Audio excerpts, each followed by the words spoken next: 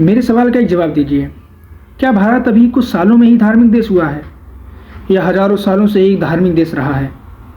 अगर ऐसा है तो हजारों सालों से धार्मिक रहने पर हमारे इस देश को हासिल क्या हुआ है? क्या आज के इस दौर में जहां सारी दुनिया साइंटिफिक टेम्परामेंट की तरफ बढ़ रही है, एआई की तरफ बढ़ रही है, जीन मॉडिफिकेशंस की तरफ बढ़ रही है, क्या हमारा देश उनसे तुलना कर पा रहा है? क्या हमारा देश बाकी देशों से तुलना कर पा रहा है जो कभी धार्मिक रहे ही नहीं या जो हमसे कम धार्मिक रहे हैं? हमने धार्मिक होने पर क्या हासिल किया है? क्या हमारी संस्कृति बहुत महान बन गई है? क्या आज के इस दौर में क्या हम अच्छे इंसान भी बन पाए हैं? क्या हमारे देश में नैतिकता के नाम पर रेप कम हुए हैं, मर्डर कम हुए हैं, चोरी लूट कम हुई है? अगर नहीं तो धार्मिक होने से हमने क्या पाया है?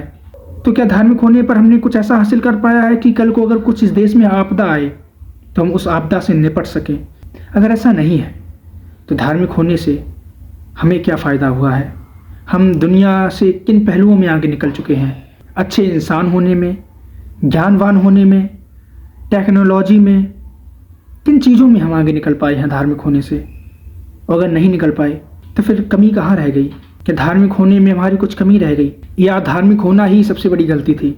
धार्मिकता को निभाने में कुछ गलतियाँ हो गई या हम गलत चीज़ को ही अहमियत देते आए हैं? इस सवाल का जवाब ज़रूर देना, मैं सुनना चाहूँगा।